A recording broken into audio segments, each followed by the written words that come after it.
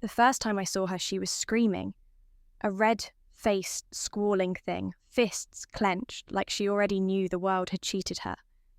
The nurses had swaddled her tight, a pink hospital blanket wrapped around her like some kind of apology. "Here you go, Mum. Your husband's betrayal, neatly packaged." Mark stood in the corner of the room, his tie loose, his face the colour of spoiled milk. He hadn't even looked at her yet. Not really. His eyes kept darting to the door like he was calculating how fast he could bolt before anyone noticed. The mistress, Lena, the nurses had called her, was dead. Complications. Hemorrhage, a tragic ending to a tawdry little affair. And now, here we were, the three of us. A grieving widower, bullshit. A newborn, unwanted. And me, the fool holding the bag. The social worker had been in earlier, all soft smiles and pity. "Have you thought about next steps?" she'd asked, like this was a career move and not the nuclear fallout of my marriage. Mark had opened his mouth, probably to suggest some government-funded orphanage, but I cut him off. "She's coming home with us." The words came out before I could stop them. Not because I was noble, not because I was kind, because I wanted him to suffer. Mark's head snapped up. "Claire, be reasonable." "Oh, I am." I stepped closer to the bassinet, staring down at the baby. His baby, the proof of every lie he'd ever told me. "You're going to look at her every single day. You're going to remember this." The social worker beamed like she'd just witnessed a miracle. "How selfless of you." I almost laughed. Selfless? This wasn't mercy. This was revenge.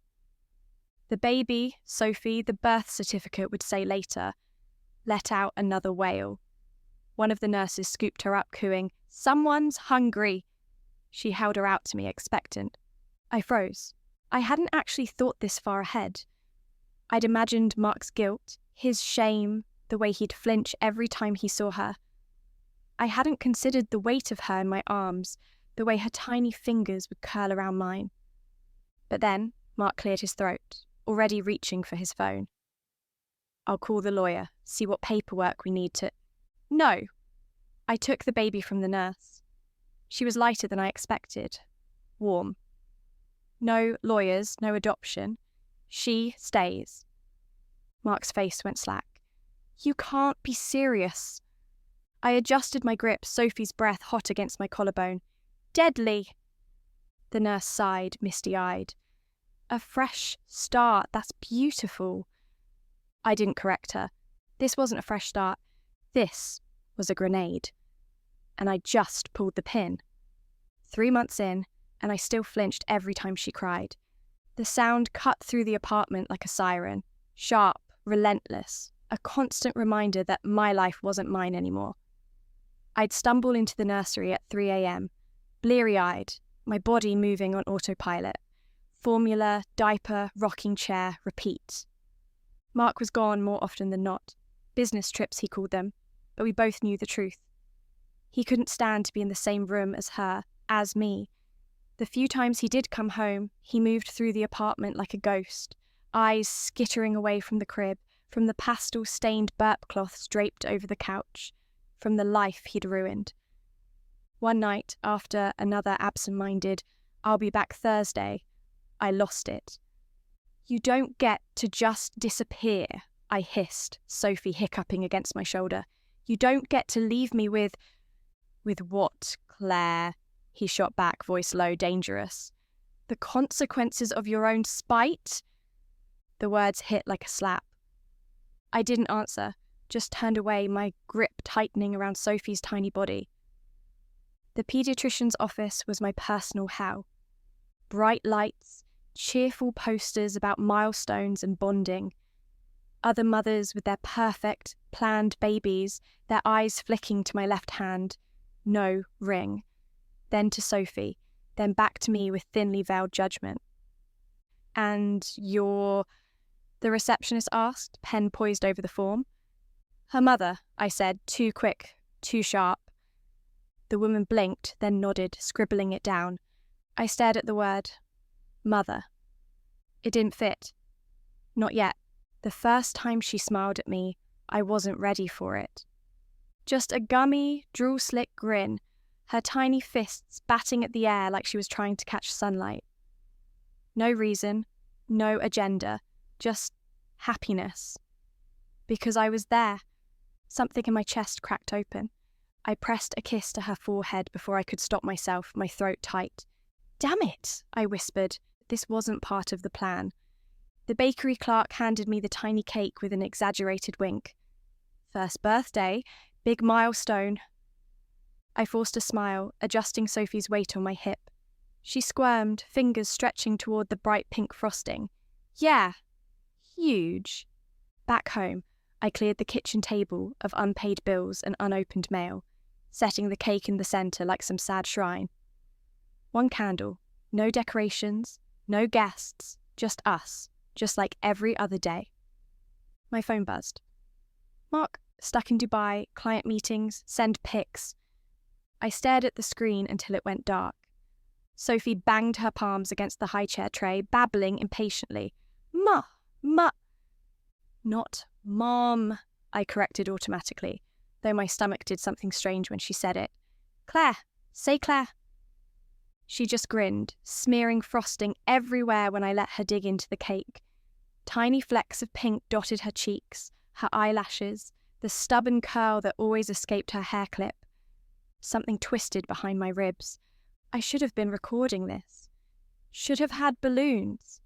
Should have invited someone, anyone, to witness this moment besides the ghost of Mark's absence and my own simmering resentment.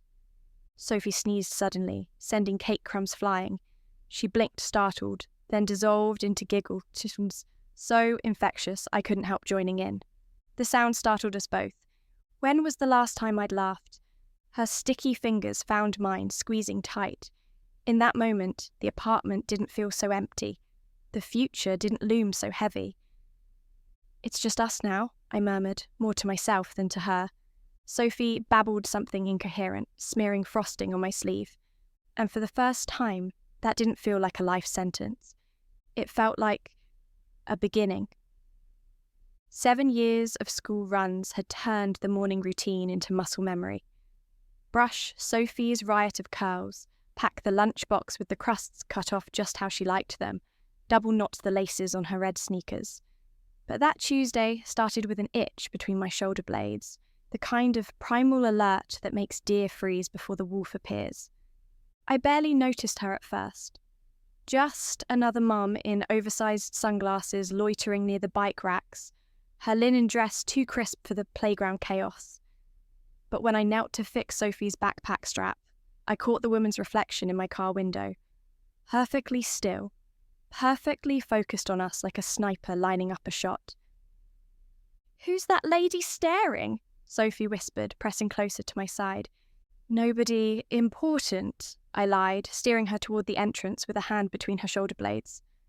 I could feel the woman's gaze burning holes in my back. By pickup time, she'd moved closer. Now she stood beside the no parking sign, fingers twisting the strap of her designer purse. When Sophie came skipping out, the woman made a wounded noise low in her throat. That's when I knew. She moved like a sleepwalker toward us. Up close, she smelled like jasmine and airport lounges. "You have my daughter," she said, and the words landed like a grenade at our feet. Sophie's grip tightened on my hand. "Mom?" The woman, Lena, not dead after all, flinched at the title, her manicured nails dug into her own palms. "They told me she died, that there was a complication." Her voice frayed at the edges, the way expensive silk pills after too much handling. I shoved Sophie behind me on instinct.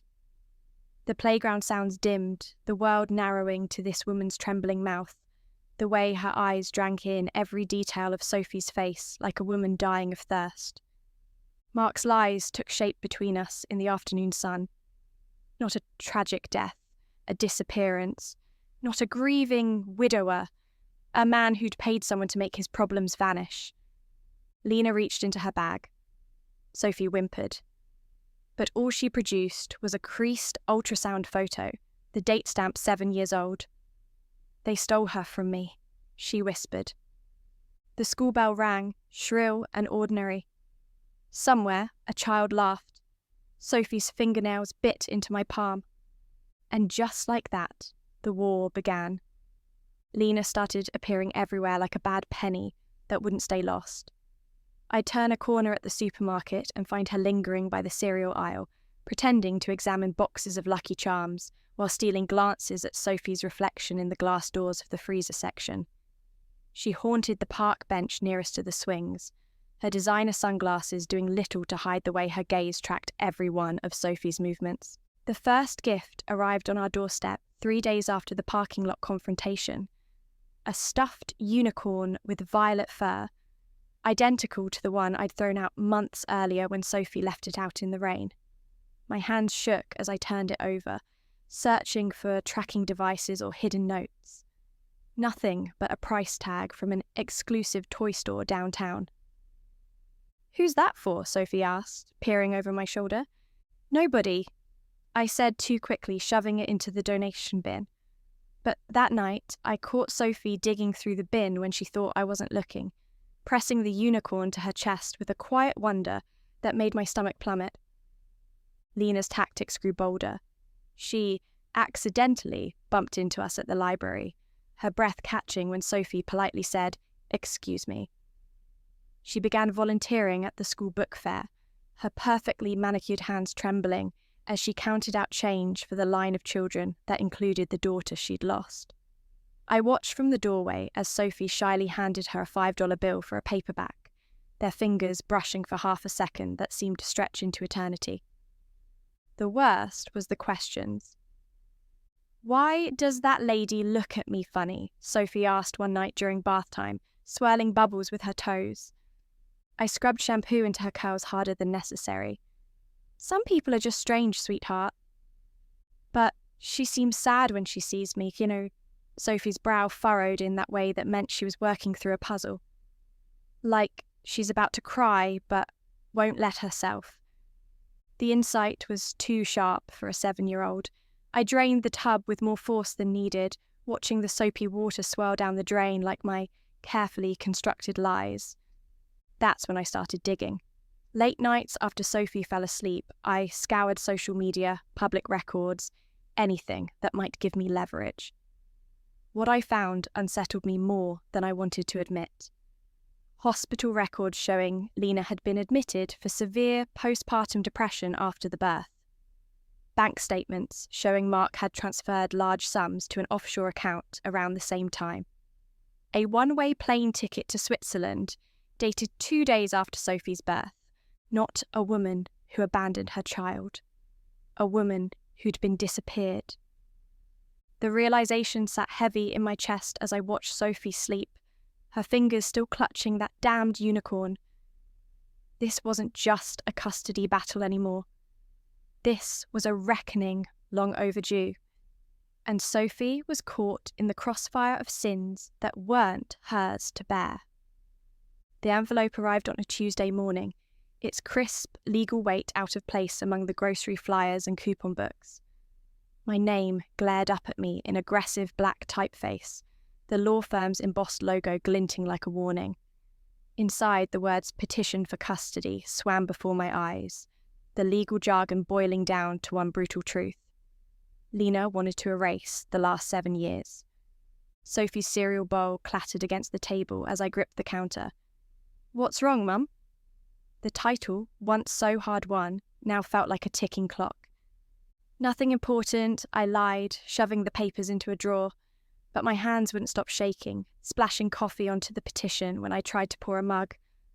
Mark called that afternoon, his first in months, voice tinny through the phone. "Just sign the papers, Claire. This has gone on long enough." The audacity choked me. You don't get to disappear for years and then suddenly decide what's best for her. "I'm trying to fix this." A pause, then quieter. "She's the biological mother. You won't win." The threat hung between us, poisonous and precise. I stared at the fridge plastered with Sophie's drawings, stick figure versions of our little family, always just 2 smiling faces, never 3. That night, I sat on the edge of Sophie's bed longer than usual, memorizing the way her eyelashes fluttered against her cheeks, the faint strawberry scent of her shampoo, the way she still slept with one hand tucked under her chin like she had as a baby. The thought of this room sitting empty, of mornings without her chaotic energy, of coming home to silence, it carved something hollow behind my ribs. A floorboard creaked as I crept out. The envelope waited on the kitchen table, its edges glowing pale in the moonlight. I traced the embossed letters, the reality sinking in. They could take her. All the bedtimes and skinned knees and whispered secrets meant nothing against the cold finality of biology. My reflection in the dark window stared back, a ghost of the bitter woman who'd taken a baby for revenge. Somewhere along the way, I'd become someone else, someone who couldn't imagine life without that child's laughter ringing through these walls. The papers crumpled in my fist. Let them come. Let them try. I'd burn every courtroom to the ground before I let them take her. The family court smelled like industrial cleaner and desperation. I sat stiff-backed in my only blazer, knees pressed together to keep them from shaking, while Lena's lawyer painted me as some deranged kidnapper with a saviour complex. Your Honour, my client was coerced into relinquishing her parental rights under false pretences, the slick-haired attorney declared, sliding a photo across the bench, Lena hollow-eyed in a hospital gown, cradling a newborn Sophie. Meanwhile, the respondent has no biological claim whatsoever. My lawyer countered with school records, medical forms, the paper trail of 7 years of motherhood. But with every document entered into evidence, the judge's expression grew more unreadable. The gallery buzzed with reporters hungry for drama. I caught snippets. Bizarre custody battle. Scorned wife raises love child, their pens scratching against notepads like rats gnawing through walls. Then they called Sophie's teacher to the stand. Mrs. Nguyen adjusted her glasses, voice steady. Sophie refers to Claire exclusively as Mom. She's an honour roll student with perfect attendance, always the first to arrive because Claire opens the school every morning for the breakfast programme. Lena made a small wounded noise. The judge steepled his fingers. We'll need a psychological evaluation to determine the child's attachment. Ice flooded my veins. They wanted to dissect Sophie's love like some lab specimen, measure her loyalty in percentages. During recess, I found Lena crying in the bathroom, her perfect mascara bleeding down her cheeks. I just want to know her, she whispered. For a fleeting moment, I saw us both clearly. Two women gutted by the same man's lies, fighting over the pieces he'd left behind. Then the bailiff called us back in, and the war resumed. The headline screamed from the gas station tabloid rack, "Scorned wife kidnaps love child in twisted revenge plot." My face, grainy but unmistakable, glared beneath the bold print, Sophie's school photo cropped beside me without consent. I nearly ripped the page turning it, finding quotes from anonymous sources detailing my supposed mental instability, my obsession with a child that wasn't mine.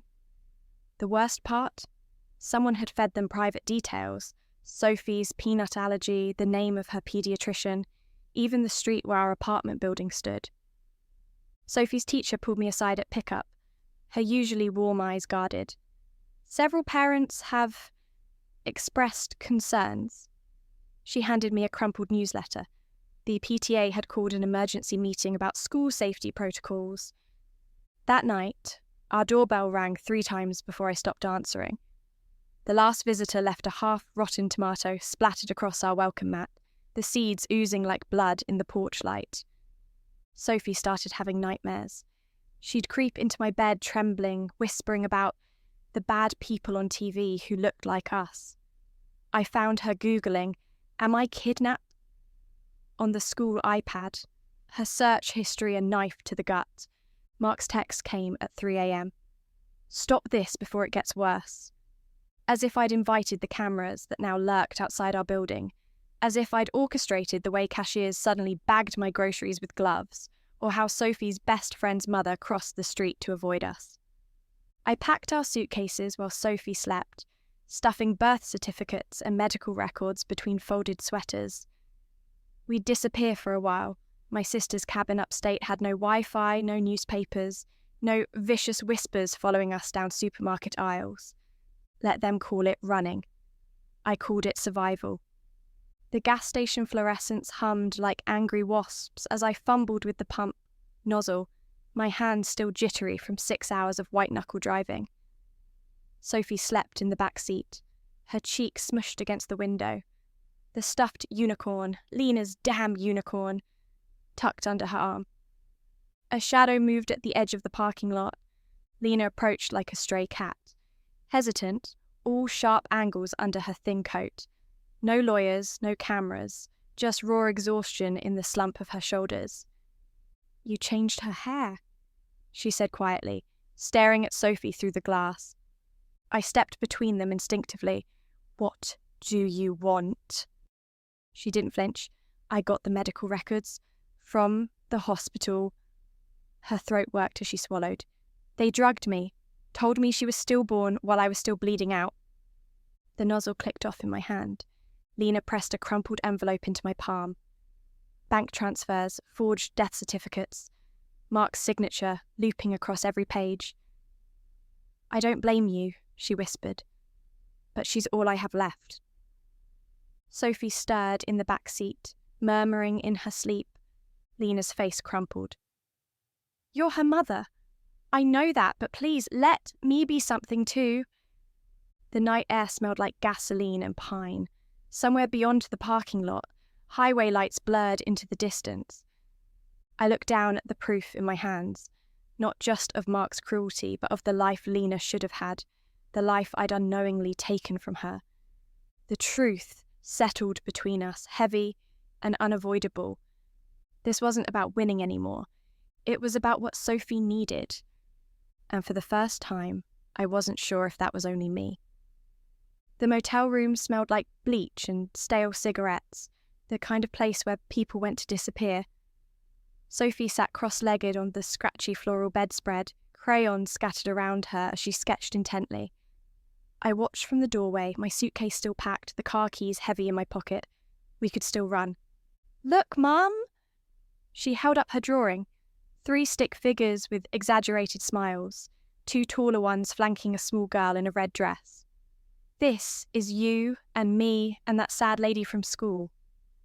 The crayon slipped from my fingers. "Why did you draw her?" Sophie tilted her head, considering. She looks at me like she's lost something. Her small finger had tapped the 3rd figure. "And you look at her like you're scared she'll take something." The observation punched through me. 7 years old, and she'd already mapped the minefield between us better than any psychologist could. I sank onto the bed beside her, the springs creaking. What if... The words stuck in my throat. What if she was part of our family too? Sophie studied her drawing, adding a lopsided sun in the corner. "Like Aunt Lisa?" "Different." I traced the outline of Lena's stick-figure dress. She'd be another mom. The crayon stilled in Sophie's hand. For one terrible second, I braced for tears, for rejection. Instead, she pressed closer, her warmth seeping into my side. "Would she make you sad?" The question unravelled me.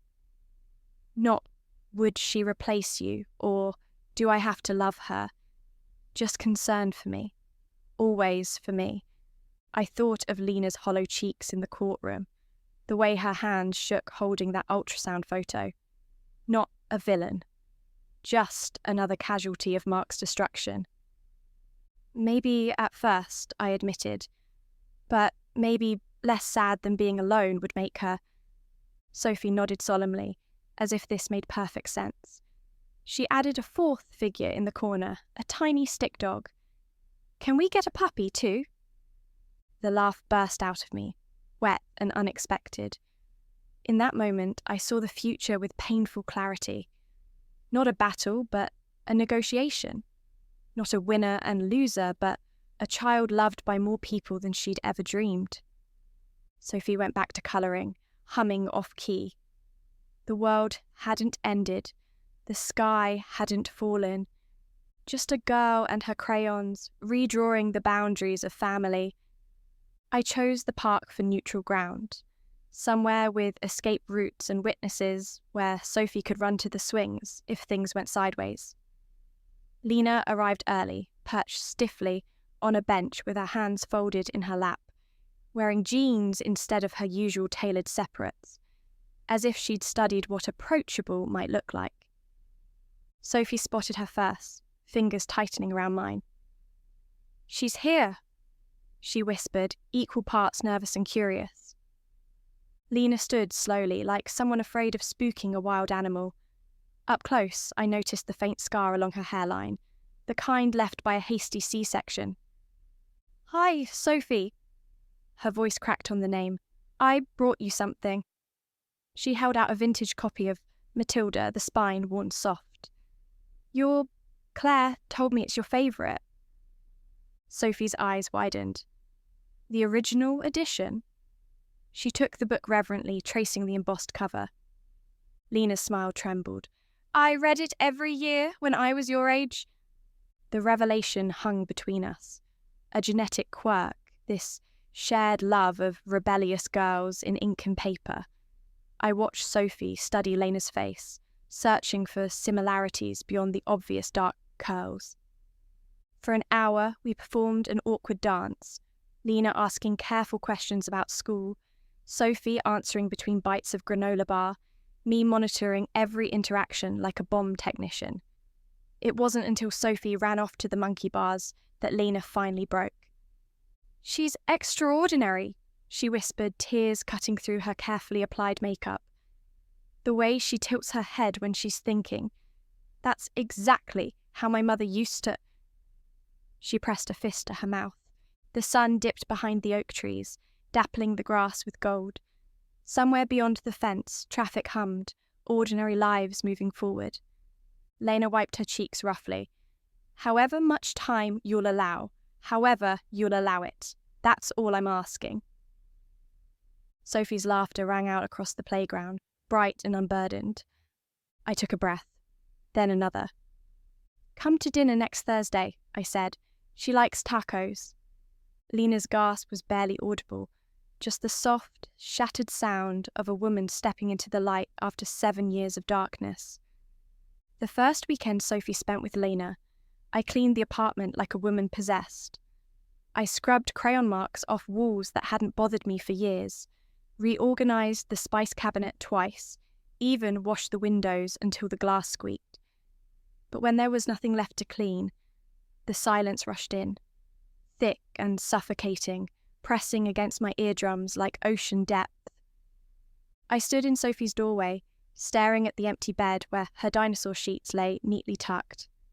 Her nightlight still cast star-shaped shadows on the ceiling, but the room felt hollow, without the rhythmic sound of her breathing.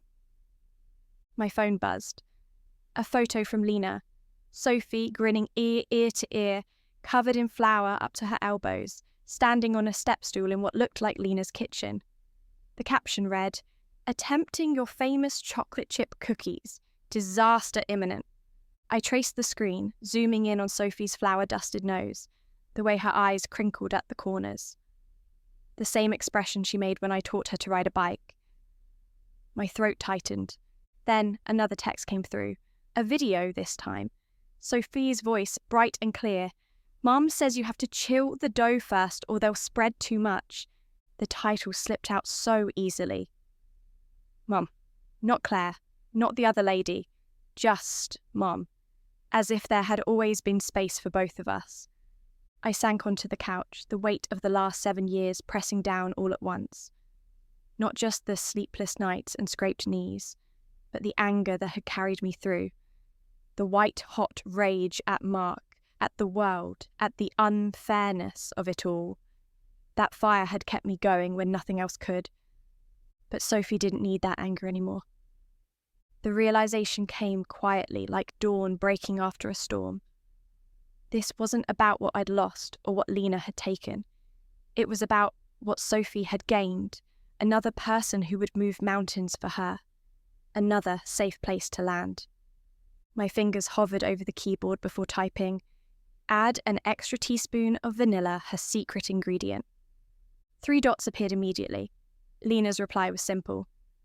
"Thank you, not for the baking tip, for everything else." I set the phone down and walked to Sophie's room, straightening the already perfect stack of books on her desk. Outside her window, the first stars of evening winked into view. Somewhere across town, my daughter was laughing, covered in cookie dough, loved by 2 women who had fought their way through hell to find her. And for the first time since that hospital room 7 years ago, I breathed. The front door would unlock again on Sunday at 5 p.m. sharp. There would be grass stains on Sophie's jeans and new calluses on her palms from the monkey bars at Lena's neighbourhood park. There would be stories, so many stories, about all the things they'd done together. And I would listen. I would learn. Because this wasn't an ending.